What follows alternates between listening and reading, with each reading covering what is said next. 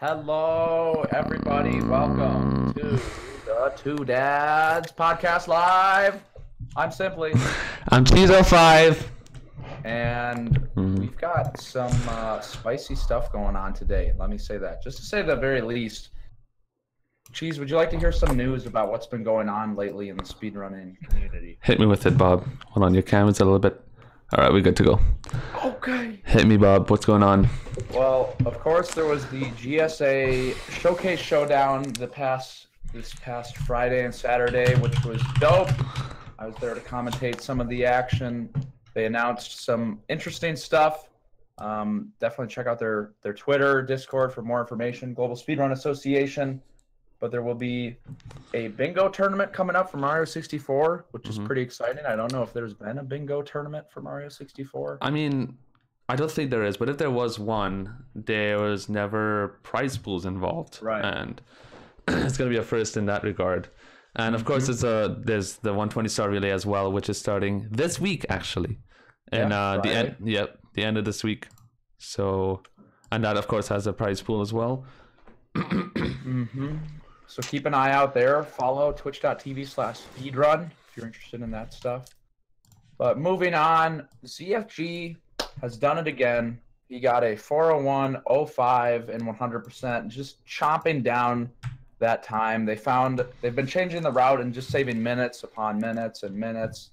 The sub 4 is finally coming upon us, so we'll probably see that happening soon in these coming weeks. Not days. ZFG's been grinding pretty hard. It's actually pretty dope to see him back on the horse, going off.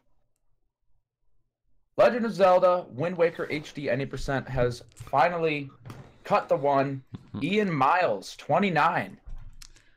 He I don't know who he is. I'm not gonna lie, but apparently he's been crazy with improvement and just motivation and everything. So I saw a clip of him on the Rush YouTube, which is they do speedrun unofficial highlights is what it's called. Yeah. And they do like reviews. They're doing a new thing where it's like weekly, I think it's weekly speedrun news basically. And I saw him. Yeah, you saw it as well. I saw him on that video. Didn't know who he was, and I was like, damn, okay. But I mean, that's great, dude. Wind Waker in the scene. Finally cutting the one. Speaking of cutting the one, Super Mario Odyssey any percent, slowly but surely chomping on down. 101.46 by Necrovita, taking the world record back from Susaiga. Craigasm. Yep, saw that as well. Enop, the man, the myth, the legend, has chopped the 116. He has got a 115.59. Yeah. In Majora's Mask any percent. It was so close that, I mean, when he split, it said 116, but he split up a little bit late. He just barely got the sub 116, but I think he's going to keep going, honestly, because I don't think he's completely happy with it, but we'll see. Yeah, he's a grind monster. Yeah. He's been going off an MM for years now. And years. When I got into speedrunning, he was still going at it. He's been going off. Fuzziness gets sub 8 minutes in Smash Melee Adventure Mode, very hard. Got a 7:59. Oh, damn. I need to watch that. I didn't know he was doing that. Man, all these times are being cut. A lot of minutes being cut. This week was a good one. For Celeste, they're getting very close to cutting the 30-minute mark. TGH got a 30-13 and any percent. Pretty poggers. And a new Final Fantasy VII skip. Confirmed on PS2, saves like 15 minutes or something. Holy crap. That's a pretty big bop. It's like an 8-hour run, so yeah, but yeah. So that's about all I got for news. What exactly is happening today on the podcast, Cheddar? Okay, so right now you're fixed. Now your camera looks good finally. I was over here sliding around on the screen. Today we have a special guest because he's one of my best friends in the speedrunning community. We met back in AGDQ. Yes, AGDQ 2016 is when we met. He didn't do a run there, but we met. Tara was supposed to come to his fiance, and we talk about that later as well. But I met him there, and he's always great, very, very interactive. You know, has an awesome stream, one of the most successful speedrun streams right now, actually. He's part of the same eSports team as I, Beast Coast. Shout outs to Beast Coast. And yeah, without further ado, let's get him in here. His name is MajinPhil. What's up, babe? How you doing? Hello. Hey, Bob. How's your day? What's up? Good. Just coming off of that 24-hour stream, how did that go? I'm still half asleep, but you know. Nice. Might fall asleep on the podcast, but it's okay. That'd be fun. RIP. We can all do it together. That'd be pretty interesting. For me, when I did my most recent 24-hour, it was like hour 22, hour 23 that really did me in. What was there any hour in particular that was rough? So, I don't know. Now that I've done so many, it's kind of okay. I'm pretty good throughout most of it, but I would say hours 18 through 22 are pretty. Yeah. They're pretty bad. You get like a second wind at the end of it. Definitely. Yeah.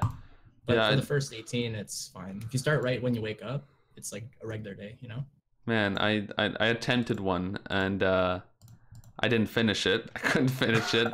I felt the same thing, like 18 to 22, or as soon as I hit 22, I started realizing this is gonna be the hardest 2 hours of my life. And I failed. Like 23 hours in, I told the stream, guys, I'll be right back. I need to lay down for 1 second. I laid down, and my entire body just went, view. You owe your stream at 24. You owe your stream at 24 hours. Yeah, dude. Hour you cut short. Oh my god, it was awful. But 500 points. Yeah, it was not fun. 23 is pretty good though. A lot of people do 12-hour streams. Those are pretty reasonable. It's a solid stream. I could do 12 hours for sure. Yeah. Definitely. All right, Bob. So, let us know who you are, when you started, what's going on in your life, what is your streaming career like? It's a lot of questions in one. How about we just start with how'd you get into this whole mess? Speedrunning. I think it was 2013. I used to watch a lot of fighting game stuff. Okay. I used to be big into Street Fighter 4 and Third Strike before I ever got into speedrunning.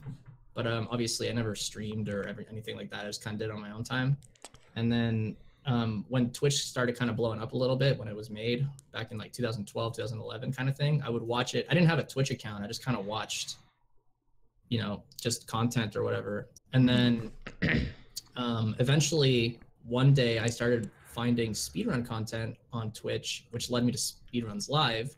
And then I found AGDQ 2013, which I think was the famous one where, Cosmo did the wrong warp on AGDQ for the first time. Right. Deku treat again his castle, and that was like a really popular thing.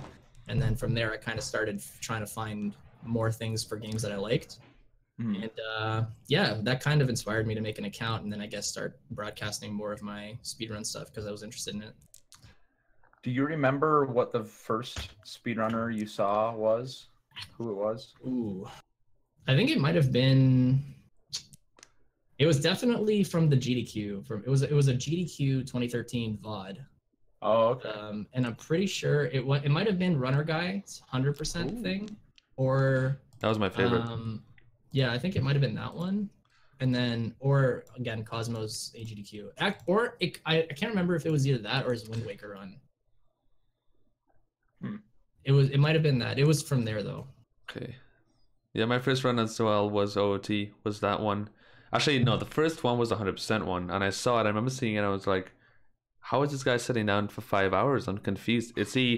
Are they gonna pause? Are they gonna take breaks?" And they just went for 5 hours straight. But me and my brother watched the whole thing, and I was like, "Oh my lord, this is crazy!" And then my brother, most people know that my brother actually was a speedrunner before me, and then he stopped early, and then I just took off with it. But okay. For me, it was League. I was watching League on like. Was it actually?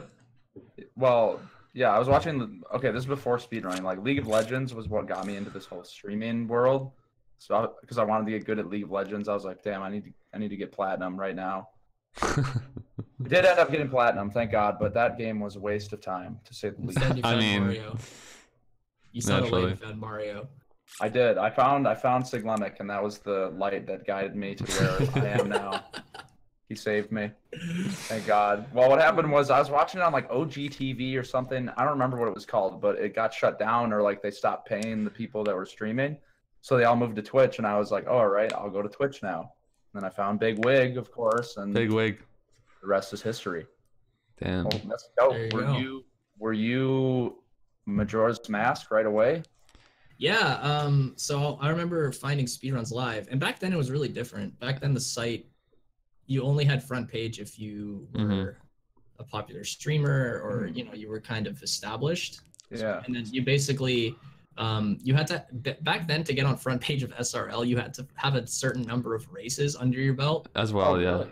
And then it would put you on front page. It was a really weird system. I remember that, and I was grinding for it as well. I really wanted to be on there. Yeah, and back then, since Cosmo was one of the founders of the site, he made it so that if you had a hookup, you could get whitelisted and just always appear on front page. And I remember finding Enop on front page, and I fell in love with the speedrun of MM, and I remember watching his stream a lot. He was like the first guy I ever subbed to. I think I had a 50-month subscription to his channel back earlier this year that got canceled by Twitch because they freaking had a glitch. I remember that. I remember they had a glitch that was canceling subs, and it freaking canceled my 50-month sub, and I lost it. I was so sad. That's crazy. Yeah, and that's how I found MM. I just fell in love with him doing runs of any percent. I was like, this looks pretty fun. I love that game, so I started taking off doing that. Dope. So, were you doing any percent or 100% right away? Any percent. I did any percent for like 2 years straight. I don't know how I didn't lose my mind. Yeah, you did a run in GTDQ 2015. That's right. Yeah, it was any percent, right? It was really funny because there's a really famous glitch in MM that was discovered right after ZFG did a run in 2014. So ZFG did an MM any percent run in 2014, which is a pretty crazy run to do at a GDQ because back then it was a really difficult run. You had to climb the stone tower with bombs and stuff, and it was just a mess. It was that looks like a really uncomfortable you guys don't do that anymore though, do you? No. We skip a bunch of stuff now, but literally the day after he did the run, a game-breaking glitch was found where you could travel to any owl statue in that game. If you ever played it, there are these owl statues, and you can travel to them. And basically, they're just it's a warping system in the game to not have to go from A to B and take forever because it's a big overworld. And the normal way to use those owls is you have to get to an area first and then hit it with your sword so it activates, and then it's kind of like a way for the game to know that you found that area by itself without ever going there first, right? So this trick lets you travel to those owls without visiting there in the first place. So it was like super game breaking because you could sequence break and go anywhere. Yeah, and it cut off I think it cut off like 7 minutes or something, or like 8 minutes.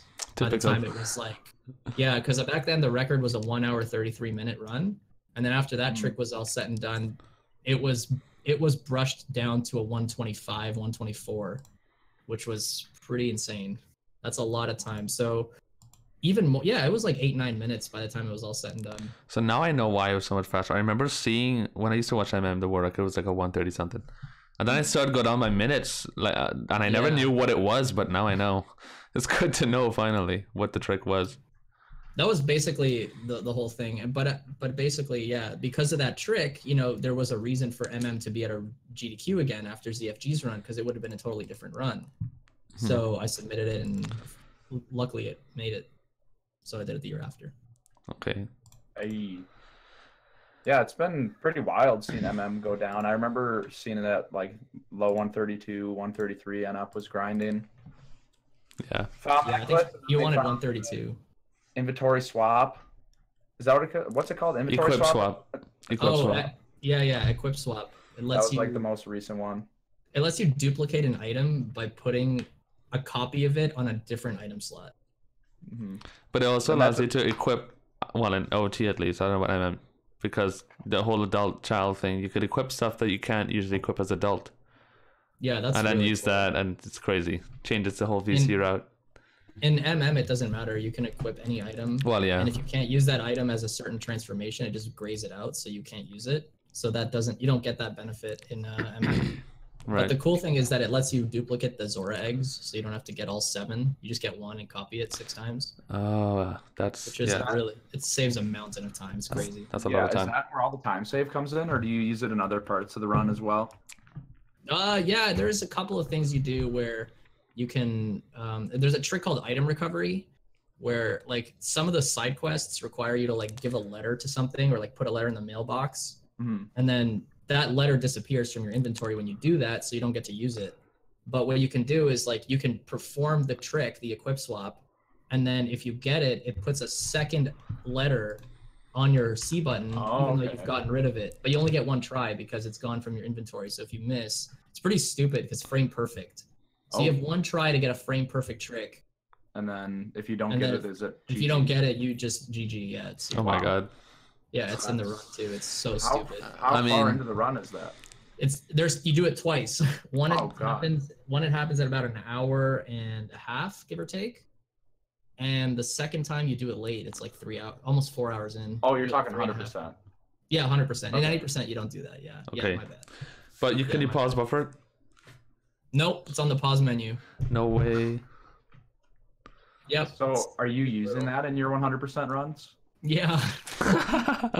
Yeah, it's taken me a long time to get good at it. MM also is a 20 FPS game.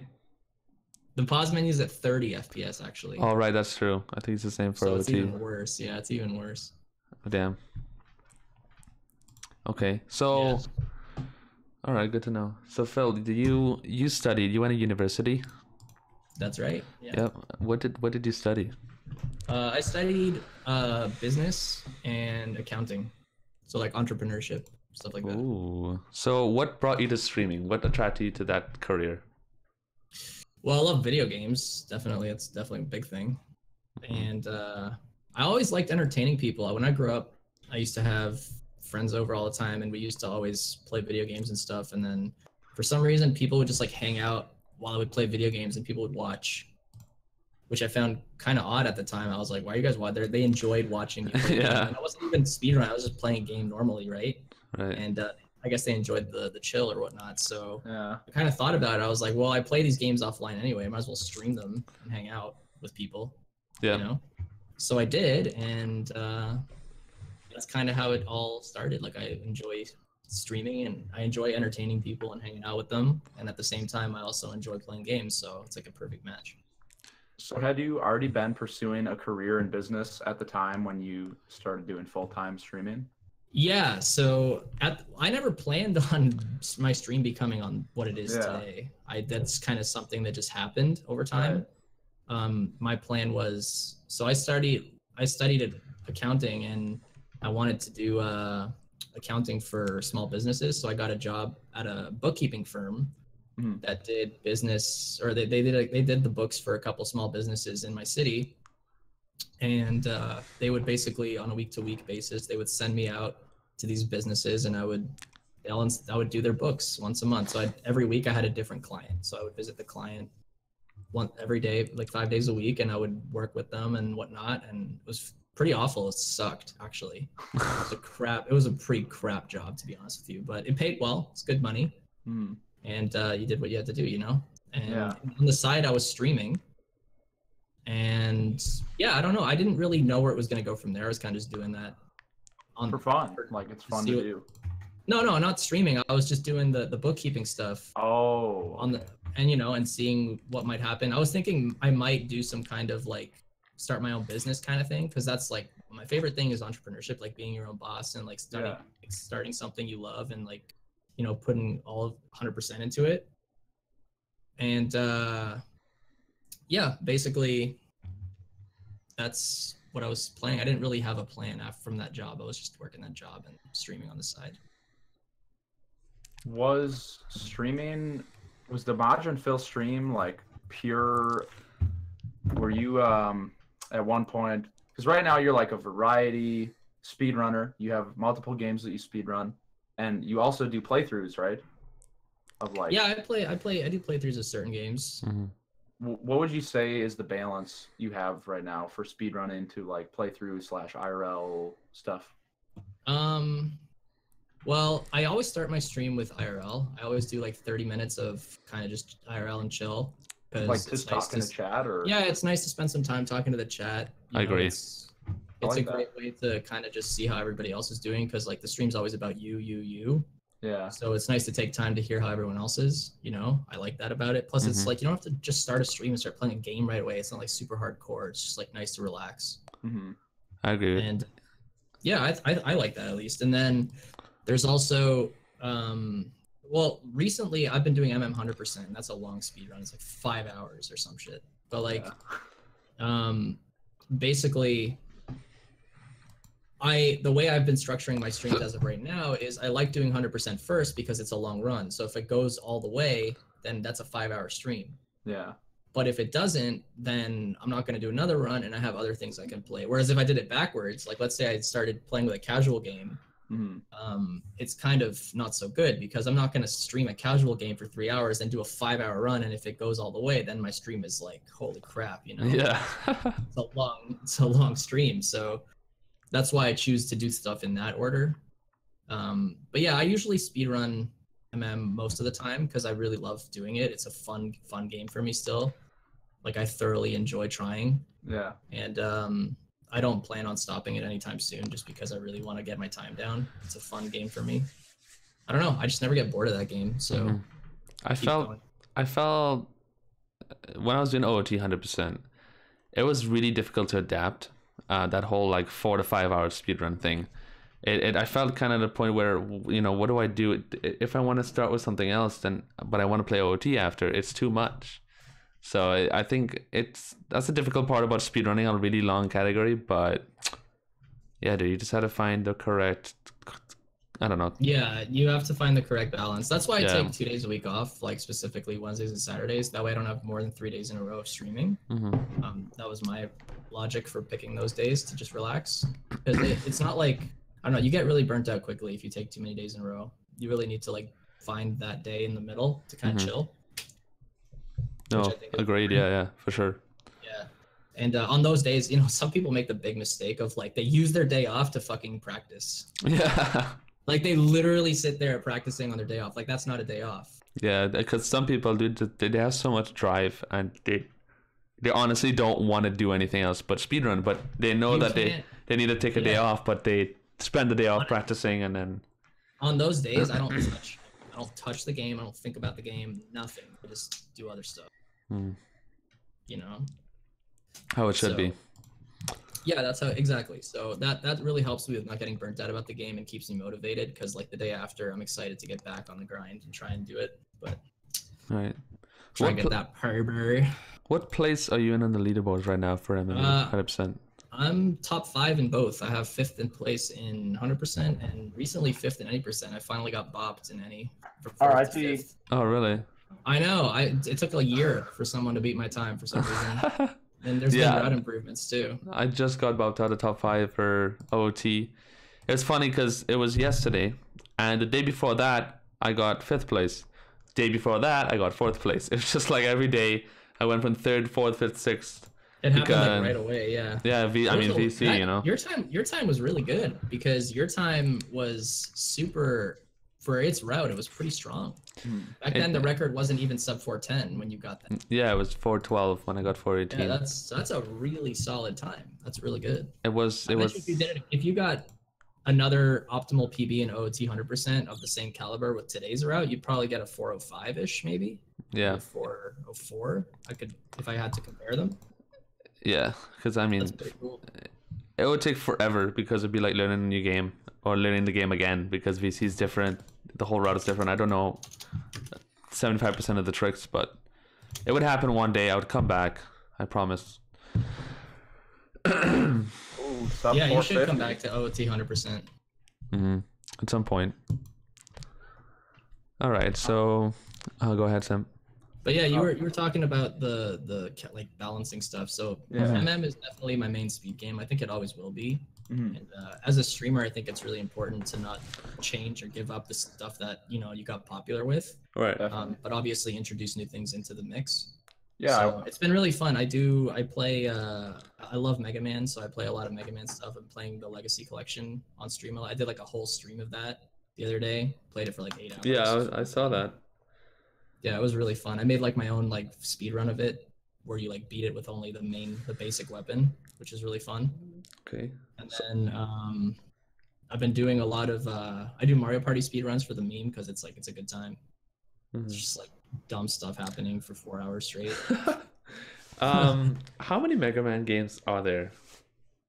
Oh my god, there's like over 100 for sure. Are you serious? Oh my god. Yeah. Because there's like the main ones. Right. Which are the main ones? Like the X and X2 and stuff? There's like Mega Man 1 through 11 now coming out in October. Woo. Which is like the basic Mega Man. Then there's the X series, which is like there's 8 of those. Then there's what does X stand for? Is it just Extreme, I think. Okay. Pretty sure. Yeah, a lot of people thought Mega Man X when it came out was Mega Man 10 because of Roman numeral. Right. But it wasn't. It had nothing to do with it at all. It was literally That's what I thought it was. So did they all follow a storyline? Yeah, so X happened after the original Mega Man, like about 100 years after, I think. Okay. And then 0 came out after the X series, which is like there was like something that happened in the story called the Elf Wars, where it's like a bunch of stuff that went down, and you wake up in the middle of it or at the end of it in the 0 series. And then after that, there's the ZX series. They only made 2 games of that, and I wish they made more. Actually, really fun games, but they also have the Battle Network stuff. They have the Star Force series. There's like the games that they made special appearances in that aren't official Mega Man games. And then there's like some games that came out in Europe or Japan exclusively that didn't come out here in North America, and vice versa. So there's like, by the time you total it, it's like there's like 100 games or something. It's crazy. That's crazy. Bam. Yeah. Awesome. Yeah, it's nuts. Getting back to MM, I have a question about, so when you started streaming, was it like all MM? It's actually really funny because people are like, why don't you play MM when I'm playing Mega Man? I'm like, Mega Man is MM. Yeah. Dude, why do you play games with M's? And I was like, bro, I don't know. It just happens. Just so happens, dude. Yeah. So, yeah, I was playing MM exclusively for a pretty long time before I started switching up the stuff. I'm assuming you're kind of like touching on the subject of like introducing new things to your stream. Yeah, like building your community. Like, when did you start realizing, okay, I've got something I can work with here? Was that how it went down, or was it like I kind of do something else a little bit? Were you getting a little bored? Well, it wasn't that I was getting bored. It's just that, if you want to run a successful stream, well, I started streaming full time in February 2015, I think. So it's been about 3.5 years. And by that time, it had been about 2+ years that I was streaming in total. So I was doing MM before Feb 2015 exclusively, almost.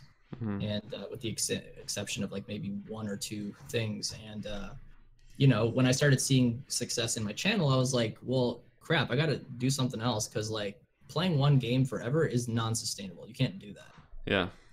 You can't live off one video game for the rest of your life. And if you're going to stream full time, which is a pretty safe thing to do in my opinion these days, even though there isn't really any long-term stats. I mean, Big Daddy Amazon owns Twitch now. They're not going anywhere anytime soon. Like, they own half the internet, so they're doing a good job at financing Twitch and helping out with them and introducing new products, like Twitch Prime, etc., all that crap.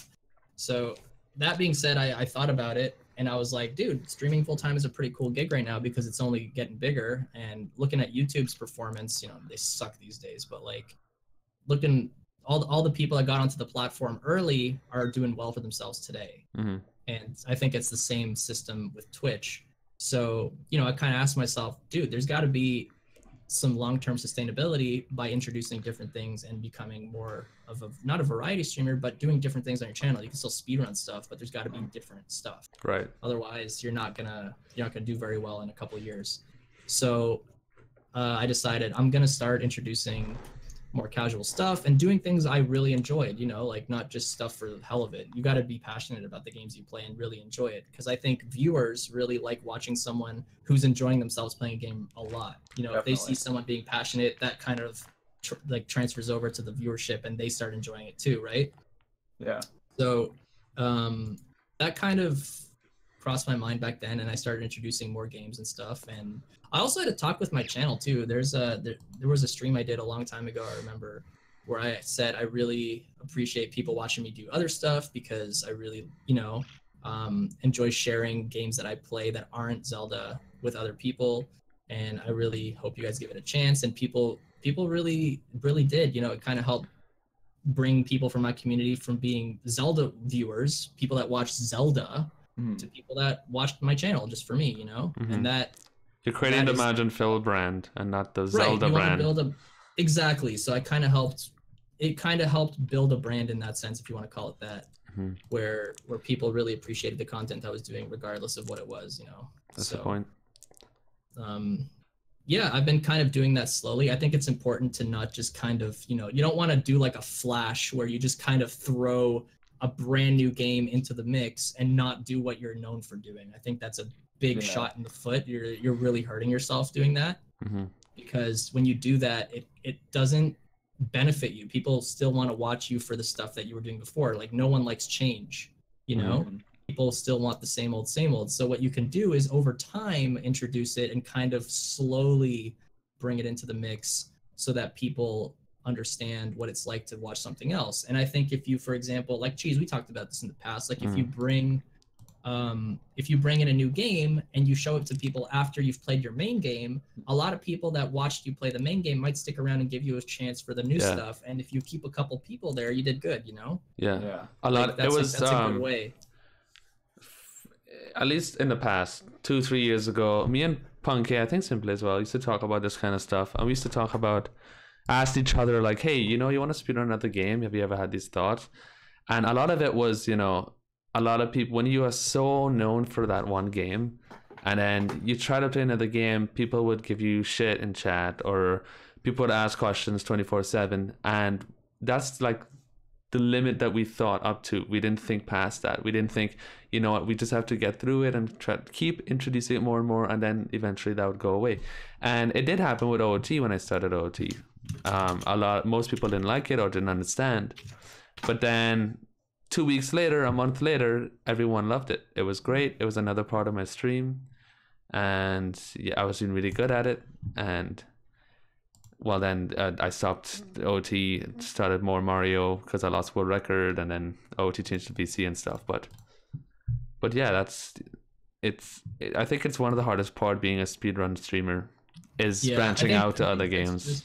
That's definitely the hardest thing that any speedrunner, in my opinion, a lot of other people that do other stuff struggle with too, is branching out to become other, like, a player of different games and stuff, and kind of just building a brand where people watch for you and not the game. Right.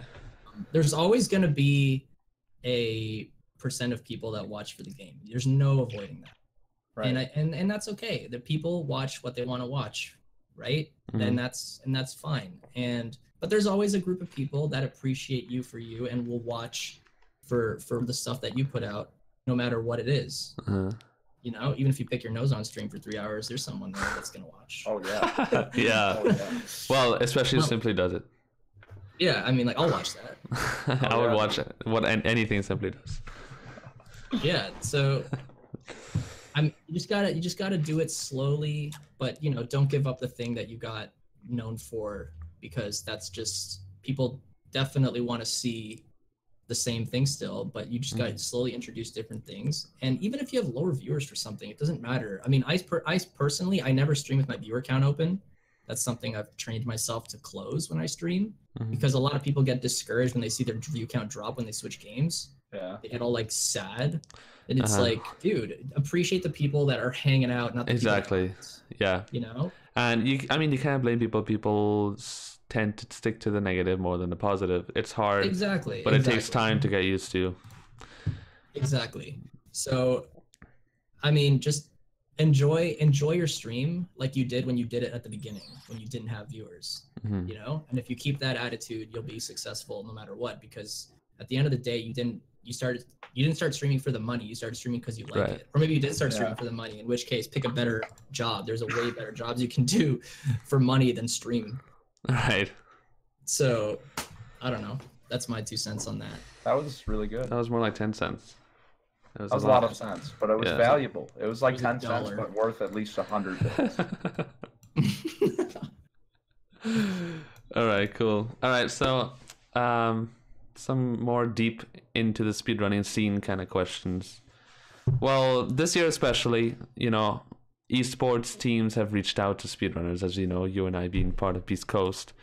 People like Pooh Bear, Oats and Goats, Andy being part of Allegiance. You know, a lot of stuff is going on. What are your thoughts about speedrunning sinking into the competitive scene? First of all, my computer's a potato. It might blue screen, so if it does and you don't hear from me, then I'm sorry. Just shit. Oh God. Right? So your podcast might be totally no. have to close the channel forever.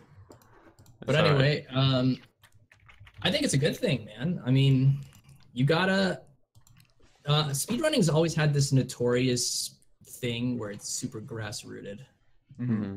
Where like people are like, no money in speedrunning, you know? It's all about pride. But at the end of the day, if you it's all about the hobby. Growth, yeah, it's all about the hobby. But at the end of the day, you got to promote the growth, and things change. Things change over time, and if you want them to get bigger, which they need to, I think that's important to introduce new people into the mix. Of course, this kind of stuff happens, you know. Whether it's a sponsor, whether it's whatever it is, whether it's money getting involved, it's important. Got to embrace change.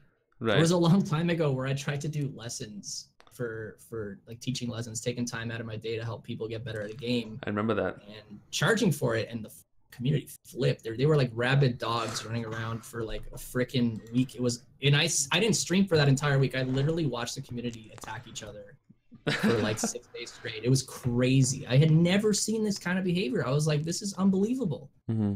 And funny enough, in today's world, it's changed to the point where if you do it, I think it's not a bad thing. I actually remember Zero, the Smash player, introducing lessons, and people were like, yeah. Like they were like freaking out about it. They're like, finally, some guy is like making himself available.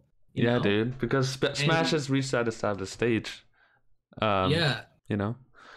Dude, and it's like, that's what's got to happen. You know, people have to understand that there is going to be monetizing. There's going to be people getting into the mix that want to monetize their content, and that doesn't mean they don't love it any less. And esports is only benefiting that, in my opinion. It's helping growth because it's putting it on a bigger stage. It's allowing people to do what they love for a living by giving them salaries, you know? Exactly. It's sending them to more events. It's promoting growth. And I think the more teams that get into it, the better. Precisely. But what I think is that the Smash scene, for example, in like 2010 or 2012, this is what I think speedrunning is now. It's like the Smash scene in 2012. There was some, was it the PPMD podcast? I think it was, simply where PPMD was talking. I don't know if it was him, but either way, a top Melee player was talking about Evo 2013, which was the first year that Melee got into Evo. And he talked about like the fact that the entire community, like all the top guys as well, him and people like Scar and these guys, they came together and they fought their asses off to get Melee into Evo 2013 because they believed that Smash could reach there. They believed that Smash could get competitive. We can get in there. And Nintendo actually said no to them. Nintendo actually said they weren't going to allow it, and there had to be a giant freaking like lashback at Nintendo to get the rights to stream Melee at Evo. You know that? I mean, it sounds familiar. I probably forgot, and now I'm remembering as you tell me. Yeah, Nintendo actually didn't want it. Damn. Which is crazy. It's like massive publicity. Right. And then, you know, they at the end of the day, they barely made it to Evo 2013. But after they got to Evo is when everyone in Melee was like, oh shit, you know, they were right. This is happening. Melee is getting there. I feel like speedrunning is in that. It's going through that right now at 2018. Where everyone right now, I see on Twitter all day long, people bring up topics like, no, speedrunning is just a hobby, you know, money shouldn't be involved, this thing, you know, and then everyone on the other side is like, come on guys, why don't you see the potential? Let's do this. Let's push this, you know, further. And of course, all of these organizations coming out like GSA, Speed Gaming, Speedrunners League, pushing all of these tournaments, and people see the potential. And people love it. Yeah, YouTube, you can see it on YouTube. These videos that just blow up because they're really interesting. Like there's people who don't have any interest in speedrunning whatsoever, and they're sitting through like summoning salts. right. Yeah, there's a big viewership in It's huge. YouTube videos. These people with low subscriber counts, well, not so low anymore, but at the time they were lower, and they were still pulling in hundreds of thousands of viewers. It was Right. pretty remarkable, to be honest. And Weird. yeah, I spoke to EasyScape the other day, and he says the same thing. Like, he says that about, let's say he makes a video and it has a few 100,000 views, right? 20,000 of those views would be from people in the speedrunning community that know about him. The rest of the 100,000s of views are people that just follow him and don't know about speedrunning, that watch speedrunning videos and enjoy it. Like, there's a huge viewership there. You know what it is too? It's also the fact that these people know how to run the algorithm on YouTube.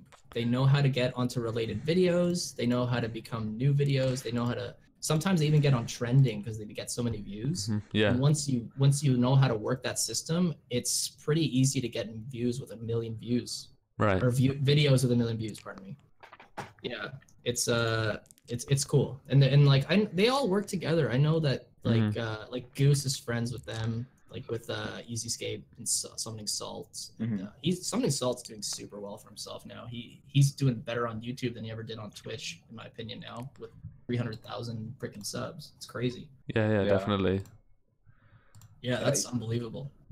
EasyScape's a pretty nice dude. He will help you out if you ever need any YouTube advice. Yeah, actually, I met him at he was at GTDQ this year. He was. Oh, he was?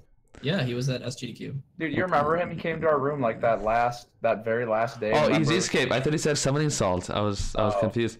Yeah, I met EasyScape, and he was EasyScape, yeah. He was quite on the other side of the planet. He was really drunk.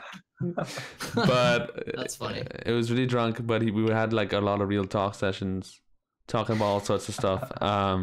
It was great. He has over 100K now, doesn't he, on YouTube? Yeah, for sure. For sure. Yeah, that's really good.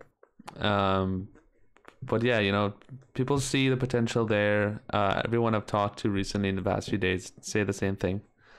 But there's a lot of like you mentioned GSA, and like there's the Speedruns League that I saw or whatever.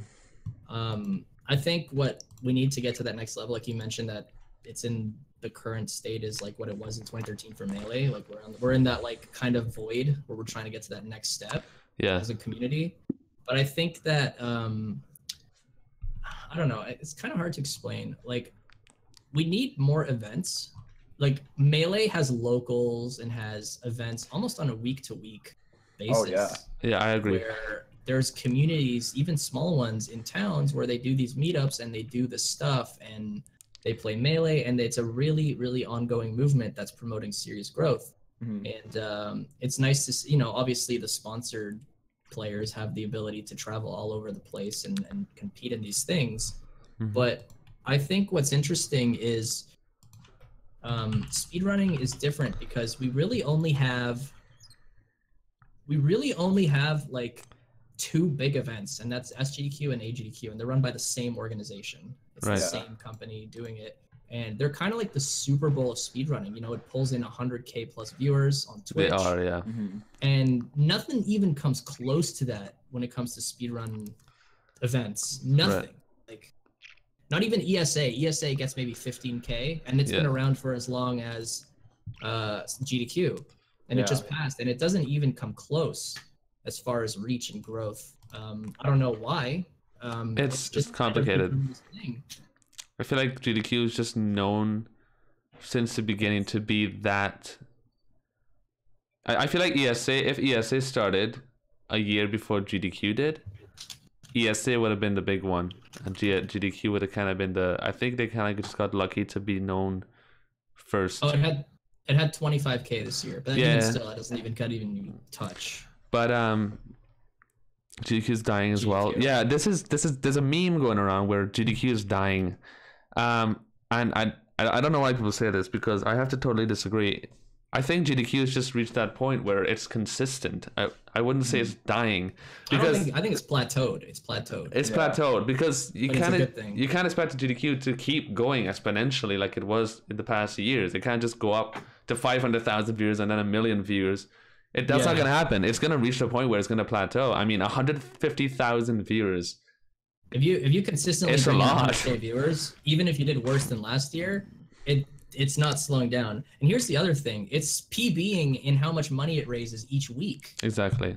For those events, so it's not slowing down because it's bringing in more money every time. It's the first time GTDQ has raised 2 million plus, and it was 2.2 million. Exactly. So I mean, if it's making more and more every event, how can it be slowing down? Right. And so you definitely see the plateau happening. The viewer plateau, sure. Right. Sure. So I think sub-only chat definitely influenced that. A lot of people watching pleb chats like Trihexes or whatever. Yeah. So like a couple thousand people move over. Like what Electro said, and I feel like a lot of people saying this without thinking and without getting without thinking it through. But then this happens a lot in speedrunning. So like somebody would say something that speedrunning can't make it to this or can't do that, and then people would just be like, yeah, and start spreading rumors, but they don't really think it through. And then there's a lot of weird talk going on about it, but I don't think it's slowing down. But I think that the sub-only chat only brought in more money for GTDQ. I mean, think about how many people sub for that, Right. And all the money goes to the thing. So, well, that's what we think, but that's what we think. But yeah.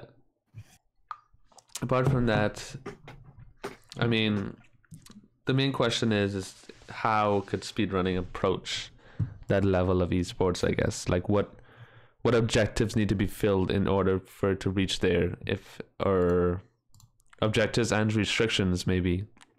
I think and this was kind of like where I was heading with that, is there needs to be more events the size of GTDQ.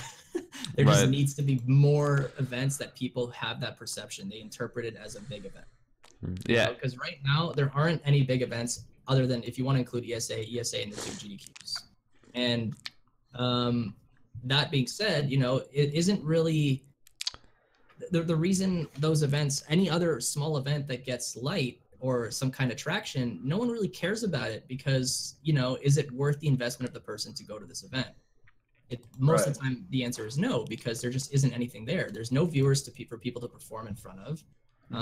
There's no money to have the people come over to sponsor them to come, and paying out of pocket is kind of an unreasonable thing for something that's not so big. Yeah. And it's that mix. There's the combination of nobody showing up and not a big enough audience. So if there's local events, I think that's cool. But at the end of the day, it's kind of like a problem that goes in circles, because those small events, sure, you have small events, but they don't really get anywhere. Right. Does that make sense? Like, whereas like Melee players can start to accumulate lots of wins at a local to the point where they start to, decide whether or not it's worth it for them to make a name for themselves in a bigger stage, where at a bigger event, like at a major, whatever. Yeah, Melee, first of all, they have all the local tournaments that build up to the PR. Like, if you're winning enough and you're beating enough of the top players, you're on the top 10 PR. And that's like a huge incentive. When I played Melee, I was like, I want to get on the PR.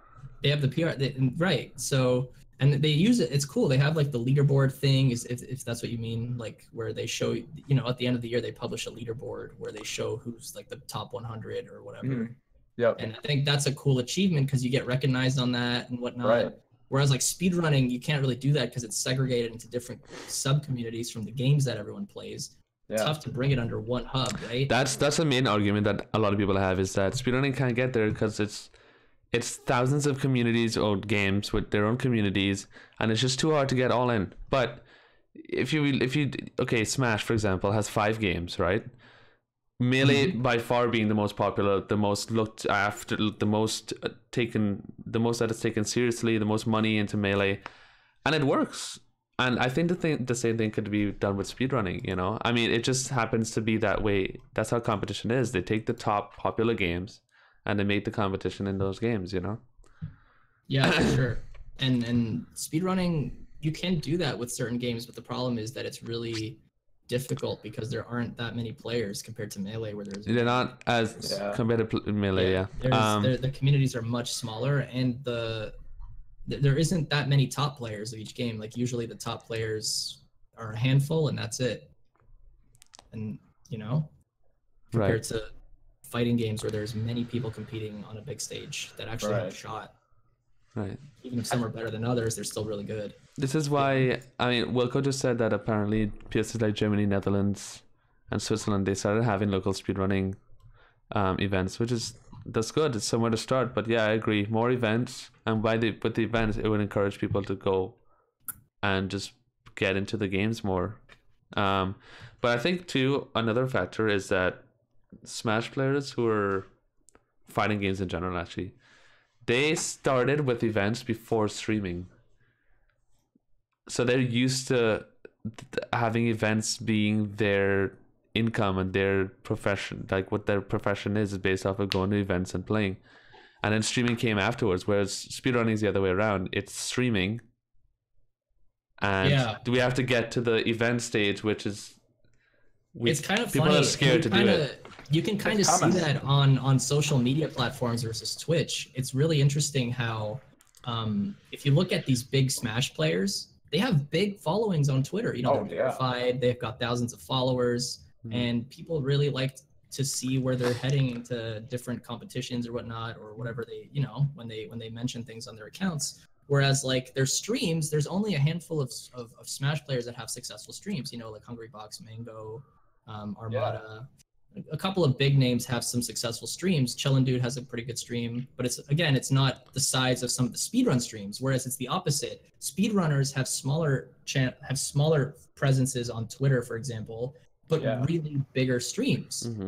And it's kind of like a direct relation to what you just mentioned, where it's like the bigger stage for the Smash players, but the speedrunners need to get there. You know?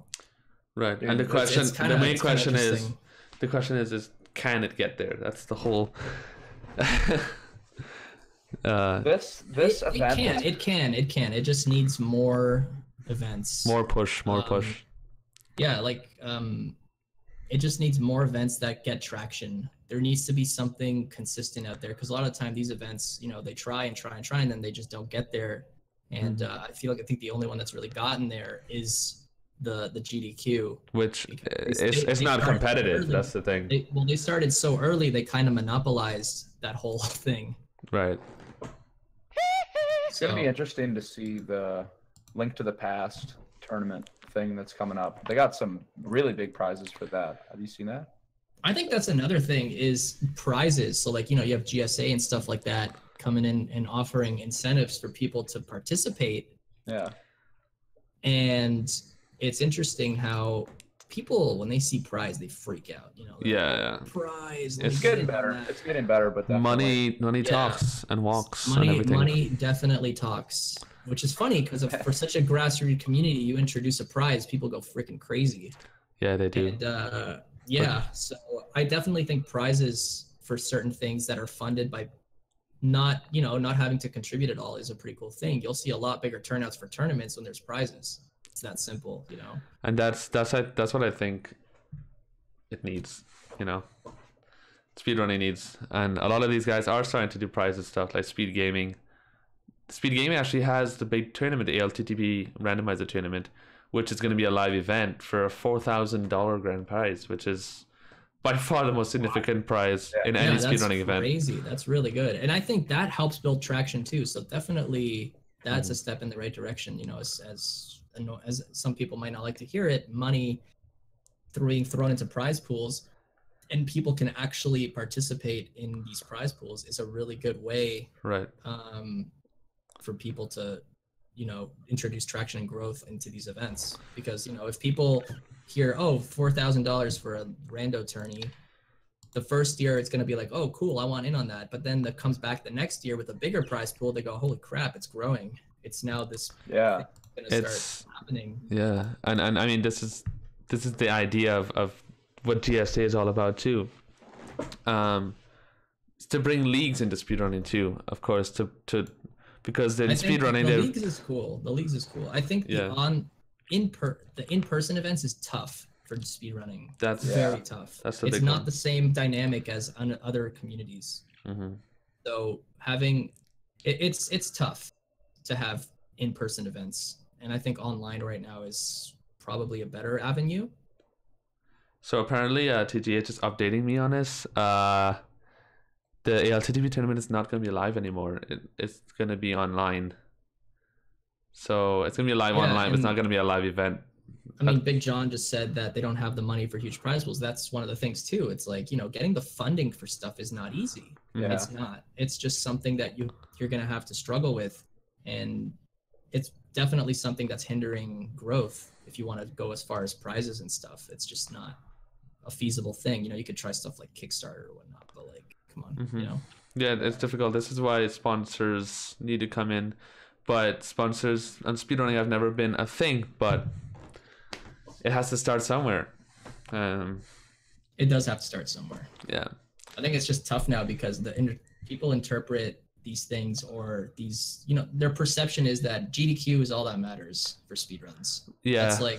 That's like the freaking not ignorant, but like, I guess the limited mindset that people have. And for some people, it's not their fault. Yeah.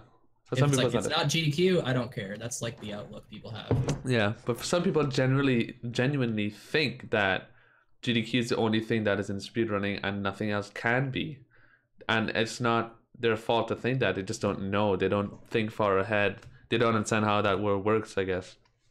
So they introduce it to this kind of stuff, and they're like, "Whoa, what's going on here? I didn't know speedrunning could." Because I've seen lots of comments in the GSA streams that we've had. People come in and they're like, "I didn't know speedrunners do this. I didn't know this stuff was part of speedrunning." And then they talk about GDQs and stuff. So it's like you can see that there's just a huge percentage of the audience in speedrunning that just don't know about this stuff. They don't know it's possible. Yeah, for sure. But it's kind of weird because you have, if you look at GDQ, it has 100,000 people watching it, but those people don't really carry over to other stuff. Yeah, they don't know anything else but GDQ. Maybe it's because they don't know. Maybe it's because they don't know. But I can't imagine it's not because they don't know. A lot of people probably just don't care. Yeah. It's more like they don't care to know. They just want to see the GDQ, but nothing crazy enough has happened. The GDQ is a place for them to just be like, all right, I can watch all of them in one spot. They don't have to like go out of their way to find the one. It's just all of the speedruns are just sent. They're just all consolidated on one event, and they just kind of. It's like a lazy man's way of doing it. They just watch. It's like, well, I don't have to go out of my way. I'll just watch this for a week.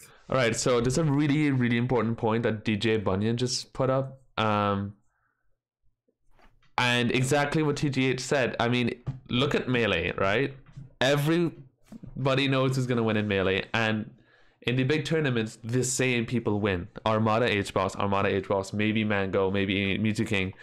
But people in the speedrunning community still make these comments, like what Bunyan said. Not to like put you down, Bunyan, but I'm just using you as an example because you see this a lot, and I feel like it's not their fault. They just don't look outside they don't open their mind about it. But this happens for any competition, like TGH said. So I don't know why this is something that people say in the speedrunning community. But again, this is why the idea of GSA wanting to do different leagues with divisions, because the idea of adding division systems into speedrunning tournaments and leagues is that people that aren't the best players in games could partake in different lower divisions and partake in their own tournaments in their division of the lower skilled players. So they could still win into their tournaments with their division, that they don't have to be the best player. This is why it's kind of interesting, like if you compare it to something like basketball, like Zelly said, he watches all the NBA games, right. But there's also leagues too. There's like, there's the NCAA league, and people go crazy for March Madness, and those are supposedly not as good players because they're on a lower league. They're not NBA level, but you know what I mean? Yeah. Interesting that there's ways to maybe incorporate that philosophy, if you want to call it that, where like people like watch different leagues with different skill levels because people just want to watch that content even if they're not the best. Right. I don't know. Especially like there's a huge viewer base in speedrunning that, like you said, like people watch GDQ that don't know much about it. And I think a lot of those people don't care to just see the top layer. They want to see speedrun content. So they would watch lower divisions because it's still good content. It's still rich in the participation aspect and just it's still competition, because it would be tight competition between players of similar skill level. Even though they're not the best, it would still be entertaining because it's tight competition. It won't be like really bad players versus really good players, and that would be obvious. That might not work as well, but yeah, I don't know. Good commentary also is like super important, I think. Definitely. Yeah. Good commentary carries a lot. No, definitely. A lot. I must say, I'm actually surprised with the amount of good commentators there actually are in speedrunning. A lot of games we've been doing recently, like, the commentary has been really good. I'm actually not that worried about the commentary part of speedrunning in that sense, because I feel like a lot of people have what's the word, potential in the commentary section side of things. Yeah, commentary, I mean, Simply, I think you have the best commentary.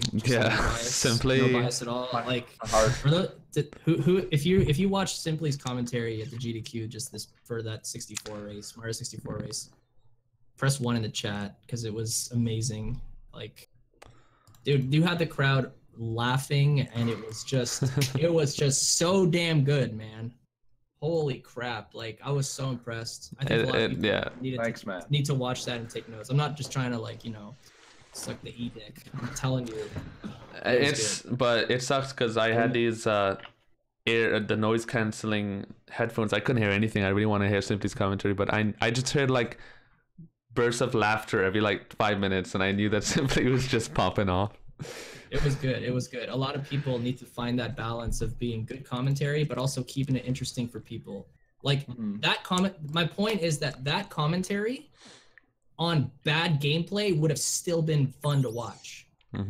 Exactly. If someone sucked so hard at Mario to the point where it was like almost unwatchable, that commentary would have saved it. yeah. And if the commentary and gameplay isn't like top level, it's like a big drop in quality. It is. So I agree with you. Like, if the commentary is just a little bit better, it can make a huge difference. It makes a big difference. And I think that's why a lot of people care to watch pools when it comes to Melee. Yeah. There's big numbers for Melee pools. Watch Evo this weekend. You're going to see big numbers. I'm telling you. Yeah. And it's not even the top players. It's just the people that, get the chance to play on stream. Yeah. I think it's coming. I think we're approaching a new revelation. Is that the word? A new era. Revolution. Speedrunning. Yeah. Revolution. I mean, people are hitting it really hard and realizing opportunity that there is. Like, okay, GSA, of course, but the first place I saw it was Speed Gaming, putting on like consistent tournaments, being a hub for tournaments, not just That's a big follower count too now on Twitch. They have 100,000, man. Dude, they're huge. That's cool. That's really cool. That's another sign that it's just people are following. People want to see it, dude. Yeah. And I think we're just going to have to see how it goes. Like, I'm really interested to see how the league goes, because that's going to be a good indicator of, can it really go? Can we really grow that much? Because if the league goes well, then I feel like that's just going to open more opportunity for people to start playing, people getting interested. Yeah, I'm excited to see it. I saw Tempo's doing that speedrun chaos thing. I actually submitted a thing to that, so hopefully it works out. I was thinking to submit for that as well, but they changed the dates. They changed the dates, huh? It'll be in December now. I think they need a couple more months to sort out some sponsorship issues. If it's early December, it could work. If it's mid or late, it's at the beginning of December. That's possible. I know for a fact. December. So, I just wish I lived in. I think that's really cool. The fact that a big known esports team is taking speedrunning to that level. Right. That's what I'm saying. That's what we need. Like, people that have reach to promote. Exactly. And I think this kind of event really helps promote. A good which is really cool. Another point, I was looking on YouTube and I found that Curse Gaming, who's is an esports team as well. They made a video about highlights at the past GTDQ. Like, they're dabbing into the speedrunning scene as well, making videos about speedrunning as well now. Oh, really? That's yeah. really cool. Yeah. It's interesting. Yeah, there's a lot of things popping up, and I think it's great that there are people that are more, established, teams that are established with big followings, loyal followings at that. And that's helping growth a lot for sure. Because if Tempo Storm makes an event like this, who knows? Maybe that'll inspire another big team to come up with something, or maybe you'll see more players get sponsored. Who knows? Like maybe a bigger, like we're sponsored by Beast Coast right now, but what's to say that like more popular teams won't pick up speedrunners now that because they've got maybe not for their appearance at events, but more so they have big streams. Like some big speedrunners have big streams. Yeah, dude. They have successful streams with good numbers and lots of reach, and their presence is online, not in person, and that's fine. Precisely. It's coming. It's bubbling. We can feel it. I think it's a good thing. I think it's nice to get speedrunning out of its grassroots shell, because that does nothing but hinder growth, and growth and change are really important. People need to just accept it. Yep. It's just the way life is. I don't think it's change either. It's expansion. More so than change. Yeah, it's not change. Yeah, okay. I agree. Yeah. Because things aren't really, it's still the same stuff. It's just, there's a little bit of sprinkle on there. Right. Sprinkling some extra competitive sauce. Some extra math. You can put it that way. Yeah. Cool. All right, man. But yeah, It's talking about it's a fun topic to talk about. Yeah, it's. It can go on forever. I want to, but we don't have the time, all the time in the world. Yeah, I think we covered a lot of ground, a lot of ideas, concepts. It was a pretty dope talk. I also want to congratulate you again on 2,000 sub points, dude. That's so insane. great. 2,000 sub points is freaking insane. That's my daddy long-term goal. That's crazy. Yeah, congrats. And then that 24-hour stream really. I mean, you got it on the 24-hour stream, which is even more exciting. Like the 24-hour stream. It was a 24-hour stream, but I guess that was not the case.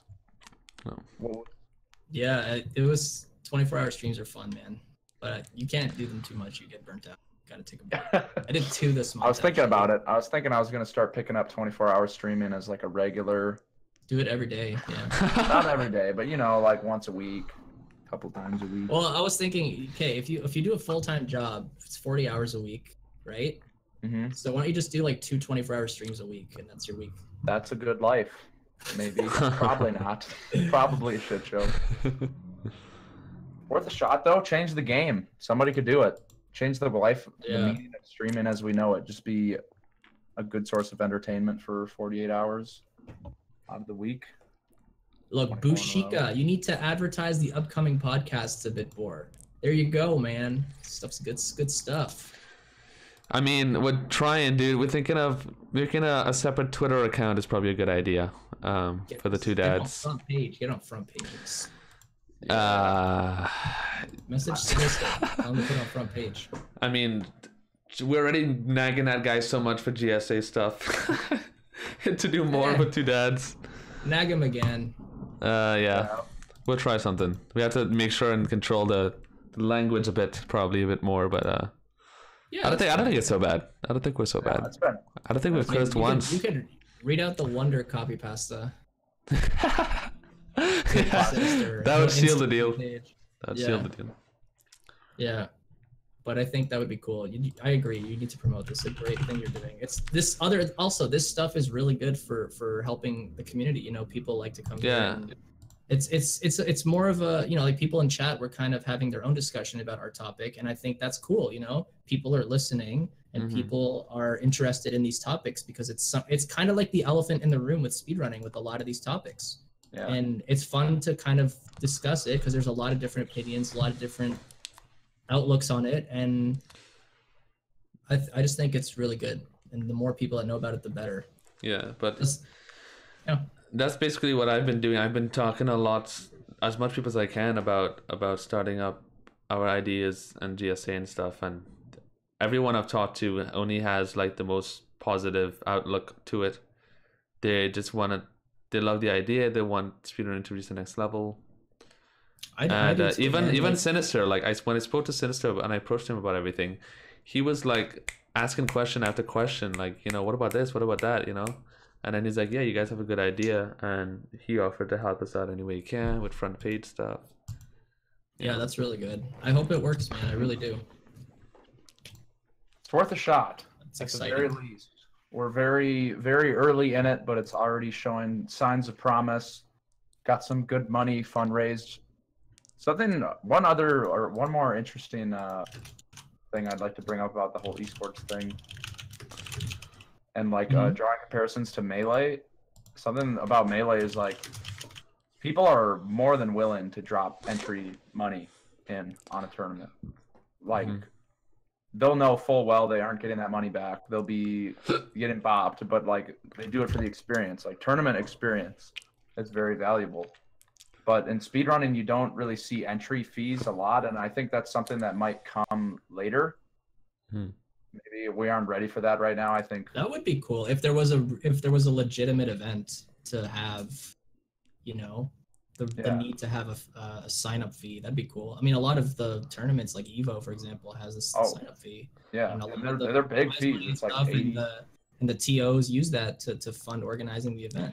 There was actually somebody I spoke to that mentioned that. Was it you, Phil? It probably was you or somebody. It might have been me. I don't know. That talked about that, you know, like having events where you have sign-up fees and something to consider.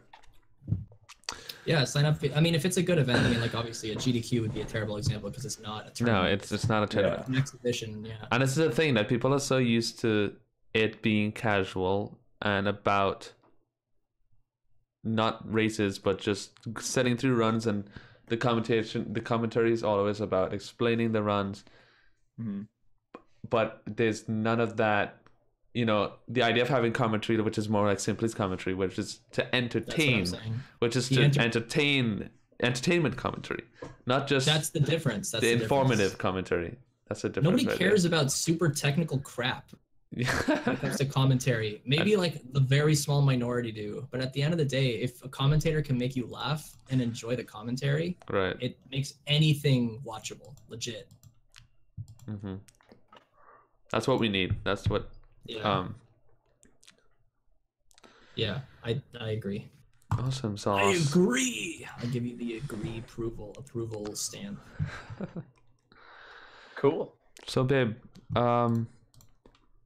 well, I mean, in terms of that topic, I think anything you guys want to add anymore to the... Here was a bunch of other questions you guys had. Yeah, I was about to say, we have a few questions, but do you guys want to get into a Q&A section, or do you have anything else to ask simply, or... I'm pretty happy with what we've covered so far. I feel like I've gotten a lot of good tidbits, some good pieces of info from MajinPhils. MajinPhils, dude. Okay, anything else you want to add, Phil, babe, before we move on? I'm pretty good. I don't really have anything. I think we covered a lot of stuff. All right, boys. Well, everyone in chat, we are gonna have a little Q&A section. So if you have any questions, go ahead and spit it out. You can ask it in chat. We also have a Discord where you can post. Huh? Oh no, I saw it. we have a Discord as well, and there the two Discord. If you ask the questions on the questions section, it would definitely get read out. But if you ask it in chat, we might miss it a few of them. But yeah, because people start asking and then they get pushed up. But right off the bat, the most fulfilling thing about streaming / speedrunning for my personal thing is just seeing the hype. Because I've only been doing the invitational for this past couple of months, and just seeing all the hype that people get over the matches and people cheering for each side. It's just a really fun environment to be in. So the hype is what I love. How about you guys? So for me, my favorite thing about streaming and speedrunning is, I guess it combines things that I love into one. For example, like speedrunning. My favorite thing about speedrunning is it lets you take old games that you beat when you were a kid. Like for me, nostalgia is a big thing too, because I grew up with these games that came out that I'm playing now. And you know, when you beat them casually, they just kind of sit in your closet and collect dust. And like I've always said this, people ask me my favorite thing about it is, but then with speedrunning, it gives a game infinite replay value because it's essentially a time trial that you just never stop going to improve. Right. And you get to do it with people that share the same love for it as you. So you're not doing it alone, right? It's fun. Mm-hmm. So in that regard, so there's that. And then streaming, I run it like a business. It's like my own entrepreneurship, right? Like I'm doing it. Of course. Like I did run it like my own, like it's my, like I run it like a business, exactly like that. I don't know how else to put it. So in that way, it's like my baby where like I like take pride in my stream. Just want to see it grow and put 100% into it, you know? Yeah, man. Yeah. I mean, for me, I never really thought about this actually. What's my favorite part of streaming? I mean, or speedrunning. Yeah, for streaming, it's about being able to sit down and just stream and play the game or whatever and feel 100% comfortable and relaxed. And like I could say anything to chat and chat would want to talk about it. And I'm not feeling insecure with the people that are watching me. Sometimes I'll be playing or talking about something and then people are being very memey, people are just making like bad jokes, they don't really care about what's going on. And I feel kind of just uncomfortable, I guess. So when I get to that comfort zone, and sometimes I'll have a stream for like days in a row where I just feel so comfortable every day and I could just do it forever. And I think that's my favorite part, is when I feel like one with my chat and I could talk about anything I want to. Yeah, I gotta say the other thing is like the community. Like whenever, I guess it sounds kind of corny, but like I used to get really like anxious about starting to stream because like, you know, it's like you're in front of an audience and stuff and whatnot. Mm-hmm. But over time, I feel really just comfortable on stream and stuff. It's like a nice place to hang out and stuff. It's exactly what I wanted, to like stream and hang out with people while I play a game. You know, it's very important to feel comfortable. Like that's definitely like something amazing. Yeah, and for speedrunning, well, shoot, I mean, improving.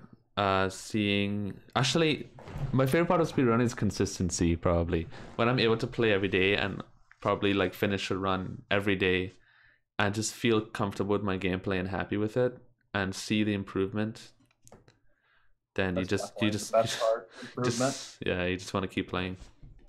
Progression, that's what we crave as humans. Yeah, right? Exactly. Seeing the getting better and better. Yeah. When did Can I tell you?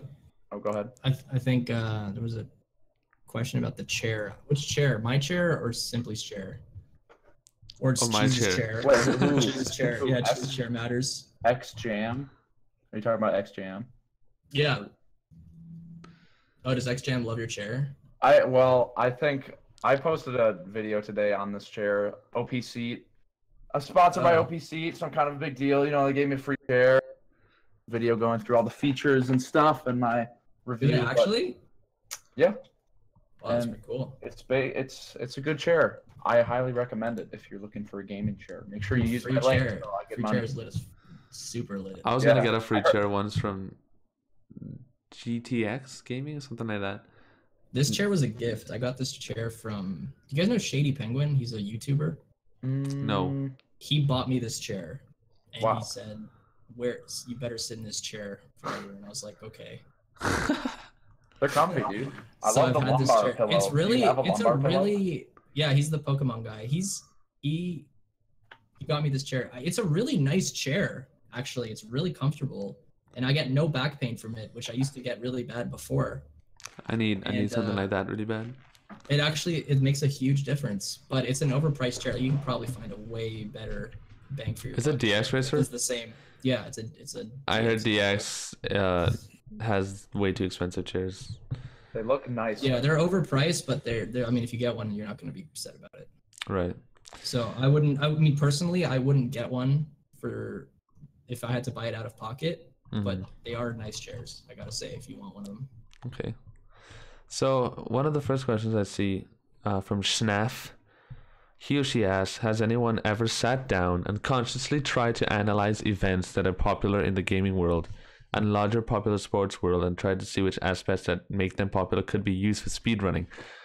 Wow. Well, we kind of touched on this a little bit, but I've been talking about this a lot with the GSA guys at least, and Simply too, and we do that exact thing where we keep talking about the NBA, for example, and trying to think about it in a speedrunner's mindset and trying to revolve it around that. And that's where the ideas of GSA came about in terms of having leagues and divisions and all that. Came from just thinking about all the big events and how they run it and trying to see if it's possible for speedrunning. What do you guys think about that? It's a hell of a question. Yeah. I mean, obvious things that that the speedrunning community is already touching on is commentary. Like, having commentary is highly essential. Nobody wants to just sit there and watch gameplay footage, especially if you don't know what's going on. But the kind of commentary is something that I think we can take from other communities like Melee and just Smash in general. Their commentary, it's not like they're explaining what's a wave dash. This is how you do a wave dash. He's doing a wave dash here. He does that because blah blah blah.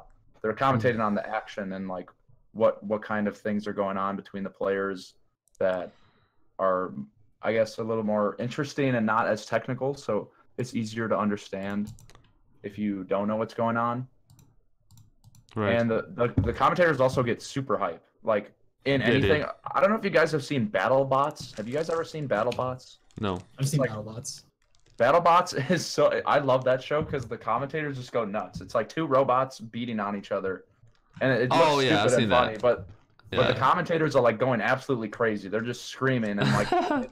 it's like it's this really silly thing, but they turn it into like a legit thing and there's an audience for it. And I feel like that's something that speedrunning can definitely take notes on. Yeah, I've definitely thought about that, and there were moments where I would see races online and obvious things would happen, which is like a game-changing thing in the race, and people would just be like, oh no, he died. Well, see what happened there was it's like, dude, shut up.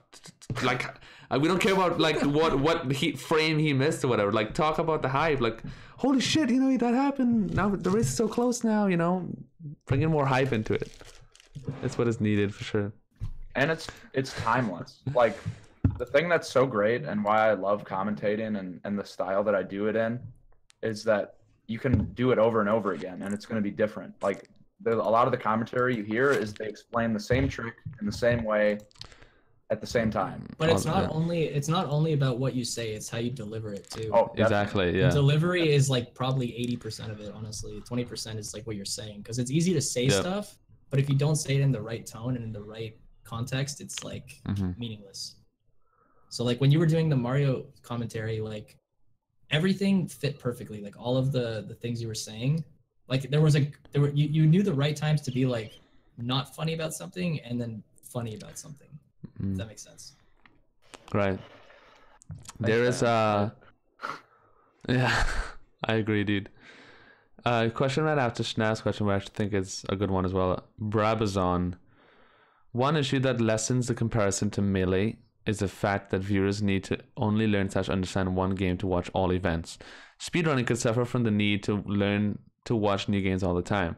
Again, this is why I talked about the idea of the top games in speedrunning being the competitive games, being part of the most competitive events.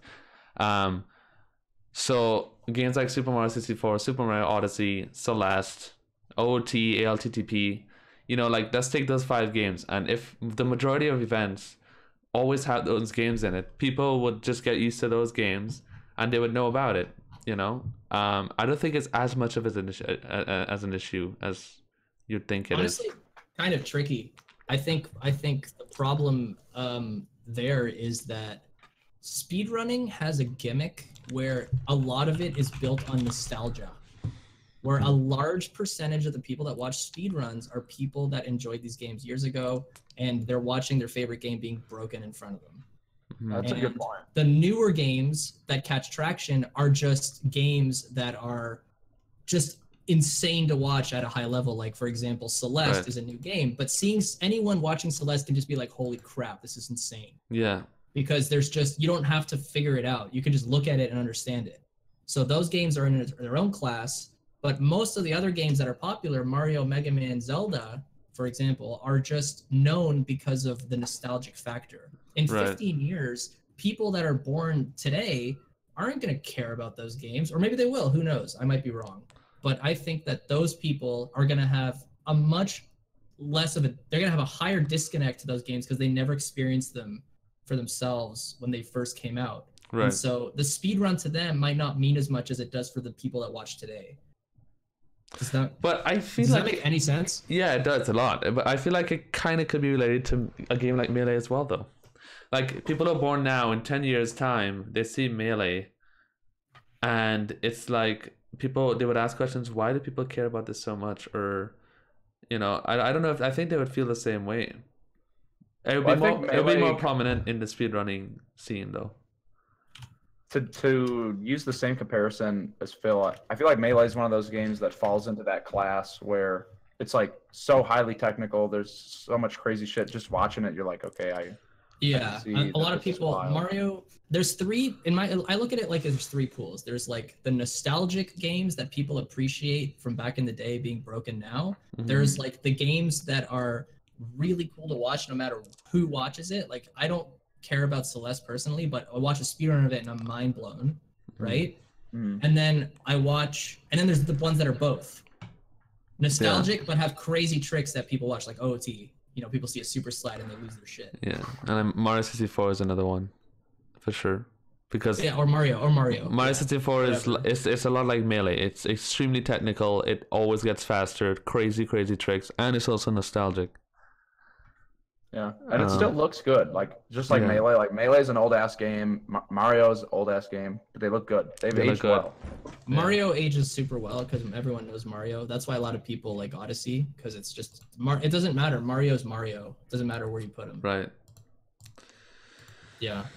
So, I don't know. I think that's definitely something to take into account when it comes to that kind of thing. Like, I really think that the main games, it's hard to move into something that's like, I forget what the topic was. We were talking about like how we were taking like the main games and like trying to make those more popular or something. Was that the topic?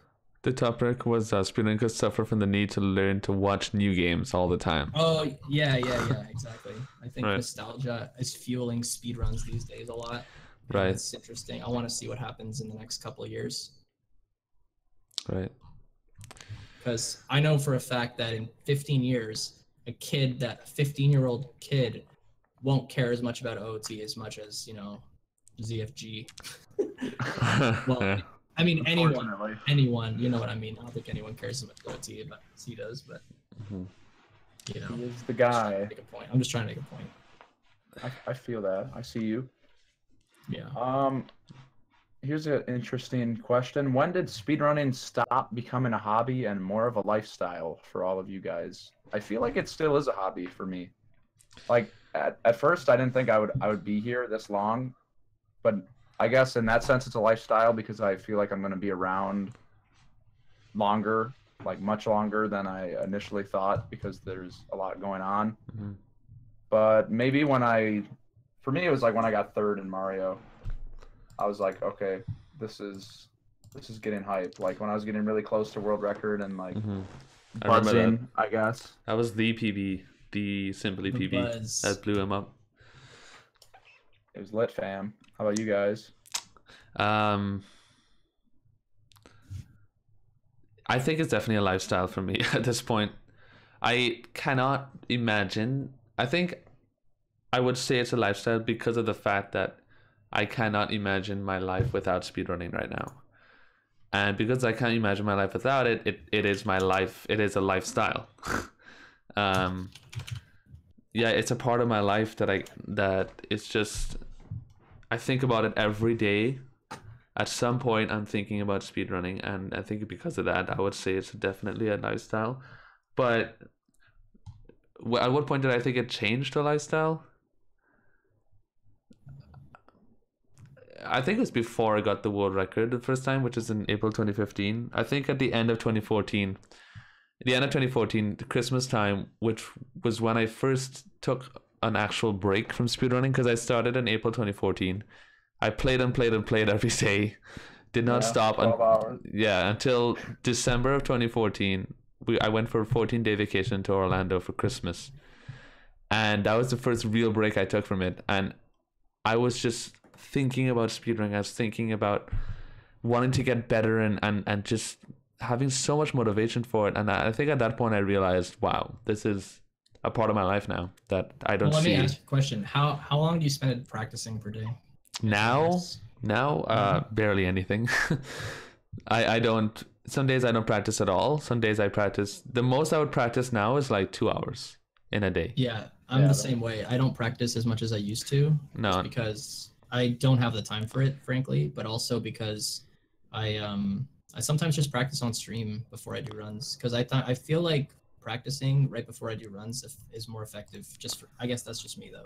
Yeah, I noticed that like I don't know, as far as maybe you feel the same way when you do like as far as like a lifestyle, speedrunning really becomes more of a lifestyle when you're dedicating time out of your day to practice.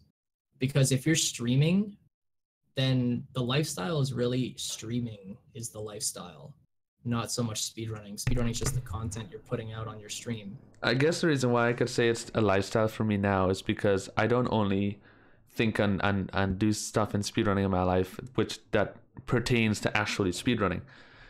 In a sense, I mean it in a sense that not only am I streaming my speedruns, but most of what I do in my daily life now pertains to speedrunning. Whether it be I'm on Discord talking to Mario mods about GSA stuff, I'm on Twitter talking about speedrunning topics. It's part of my life in that sense, in not only playing the games, but everything around it, being part of communities and communicating, keeping updated with news and stuff like that. I check the Discord literally every day. Yeah, exactly. Yeah, it's true. That's definitely something. Also, the fact that you've made like friends around. Oh yeah, yeah. All of my best friends are in the speedrunning community. So I actually have better relationships with some of the people in the speedrunning community and just on Twitch in general than I do with like IRL. Yeah. People here in my personal life and stuff. It's pretty crazy. Mm-hmm. Hello.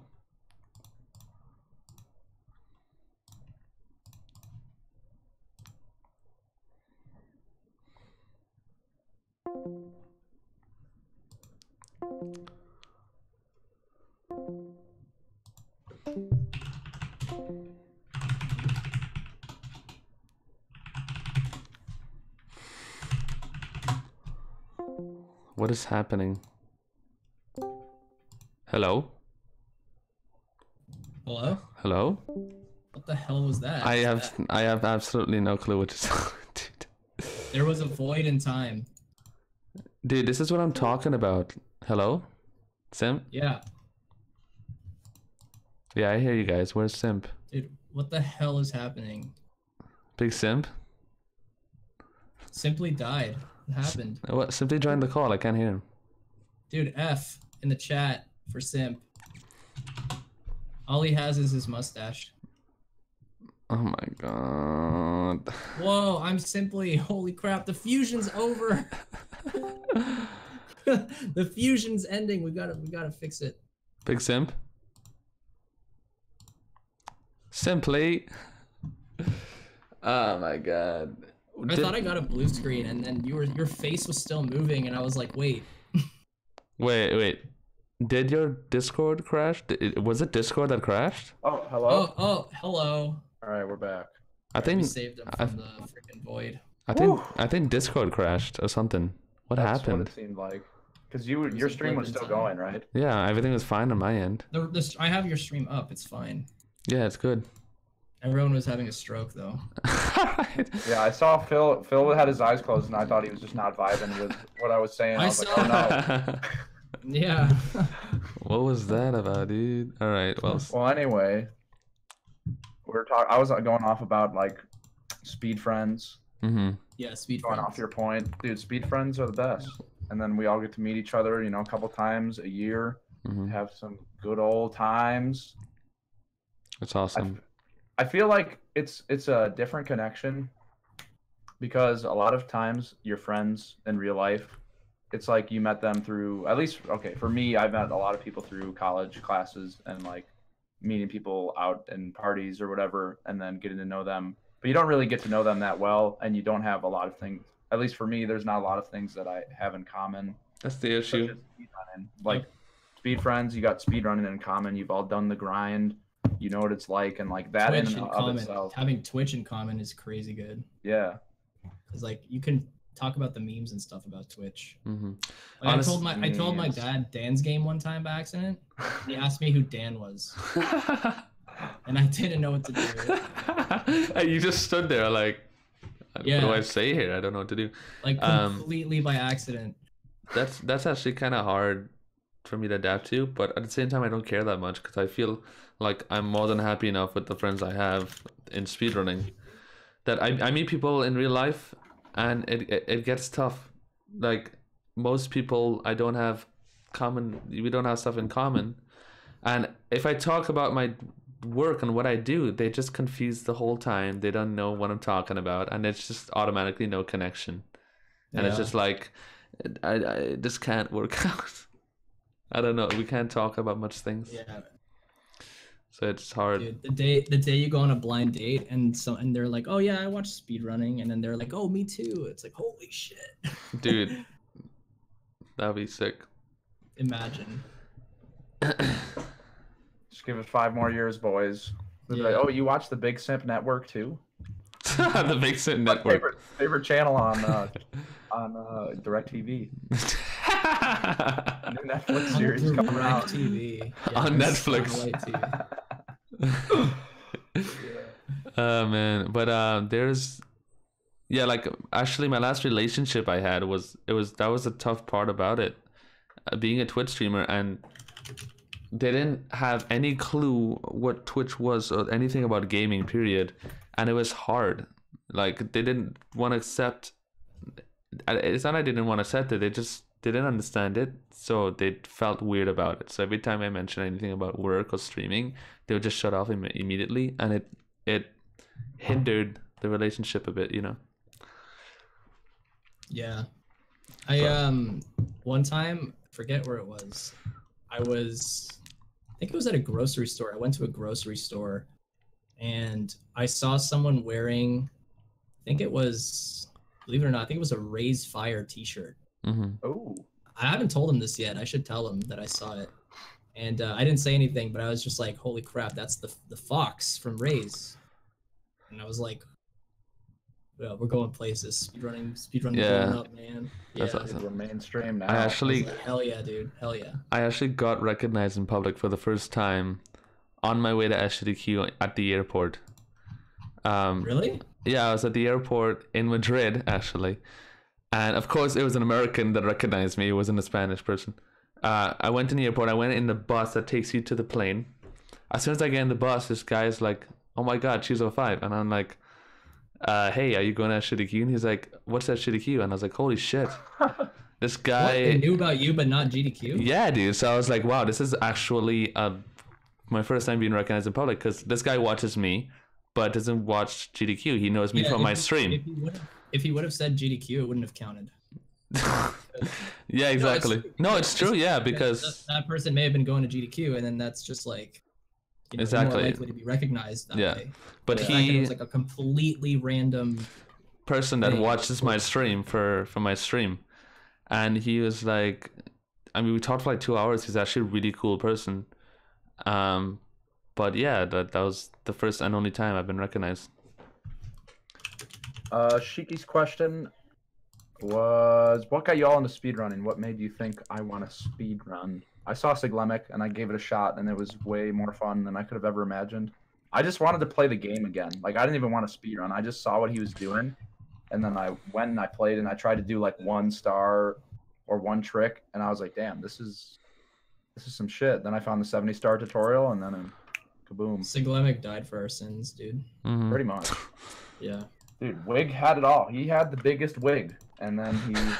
I remember I watched a stream of Siglemic doing a 120-star run for like 34,000 viewers once. Yeah. He was the big thing. It was insane. It was insane. Yours was GDQ, right, Phil? That's what got you into speedrunning? Yeah, like GTDQ 2013 or something was my first exposure to the virus. Right. I think it was the same for all of us. Yeah, I think it was that. Cool. Awesome. Any more questions that you guys see? No, I think we got through them all from what I saw. What's your perfect day? Do top runners lack serious competition? Yes. No. I mean, I think it depends on the game, because a lot of games are obviously more competitive than others. In my case, it depends on the category as well.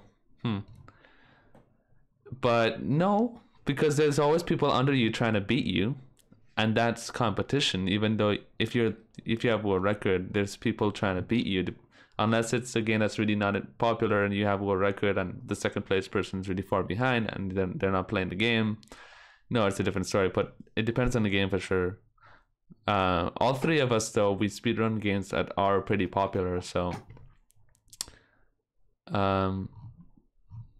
but Cheeseman 521 is a good question. Okay. Where? ¿Dónde está la pregunta? In the chat. How do you guys prevent yourself from injury when playing games for long periods of time? Well, I got but what is it? Go ahead, Phil. I think this one is game specific, because it depends how taxing the game is on your hands. 100%. So, for example, I don't know Mario personally because I've never speedran Mario, but I mean, I'm sure it seems like a pretty taxing game on your hands. BLJ is. BLJ at least for sure, but about the other stuff, I mean, I couldn't tell you.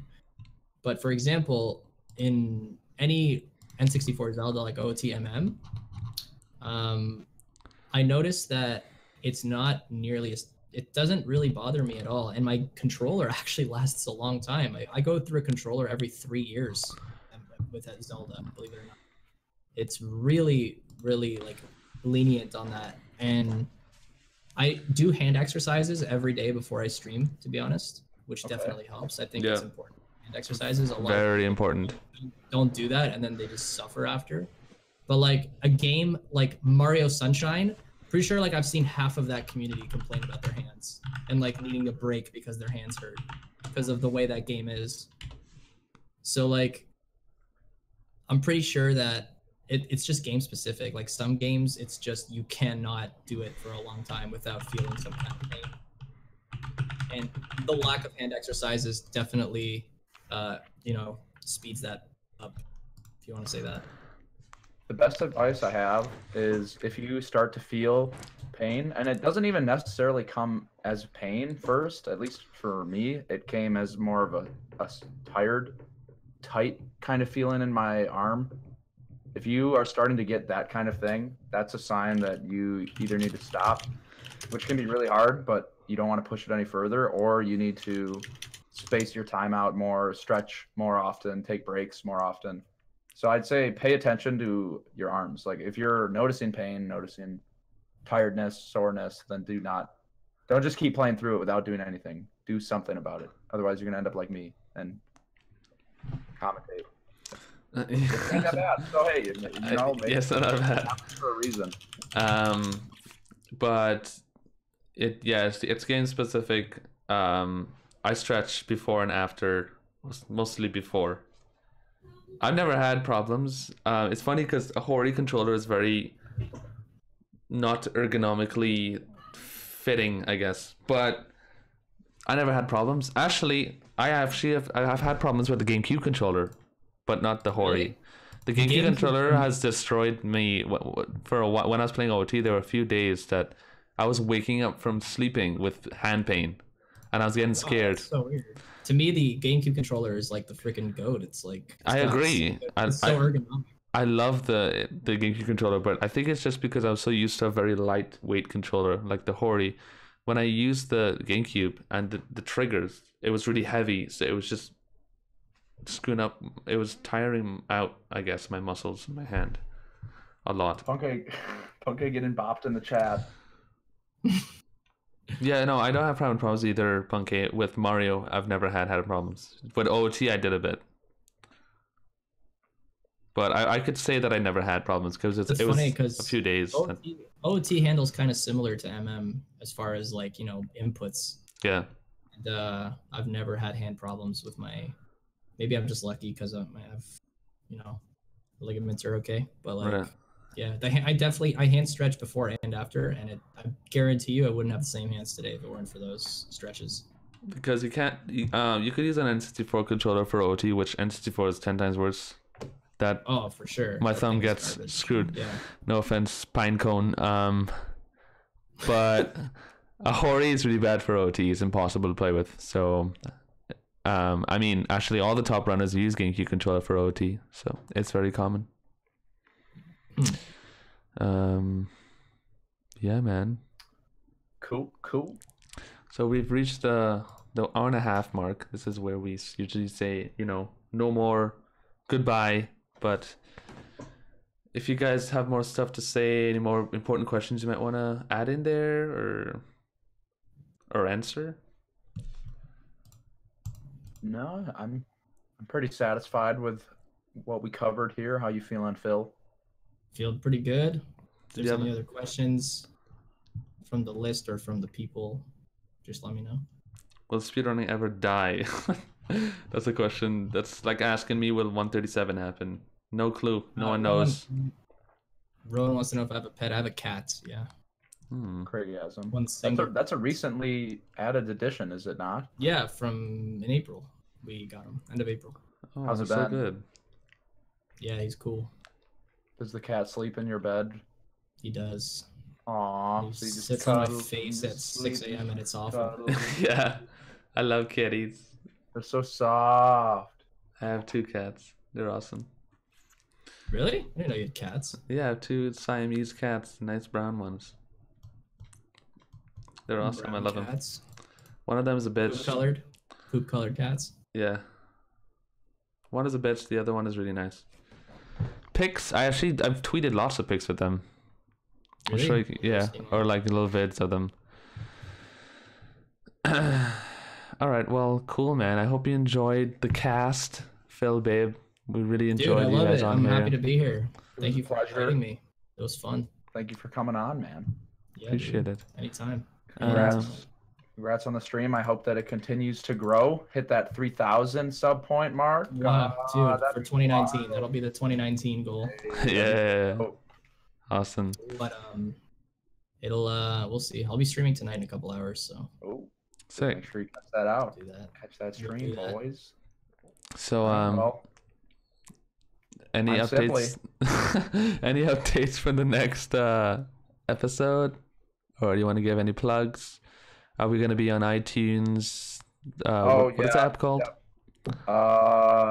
The podcast app on the iPhone, and I want to say it's Play Music. I think it's called Play Music.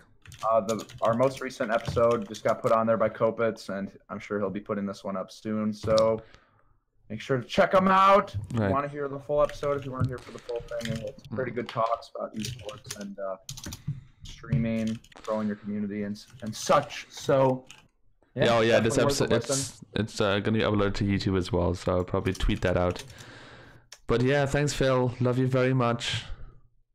Yeah, bro. Thanks, I love Phil. you too. Love you, babe. Thank you, chat. Thanks everybody for watching and interacting, giving us your thoughts on everything. It was a pretty solid discussion, I think. Yeah, that was really, really nice. I definitely like talking about these things, especially like, speedrunning and what can improve and what can't. Right. No, I think it's something that more people need to talk about.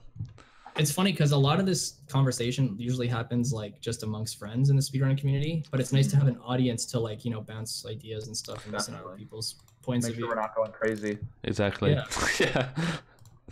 Cool. All right, babe. I guess we'll catch you on the flip side, man. For sure. Sounds See good. y'all later. Bye. Thanks for watching. Bye-bye.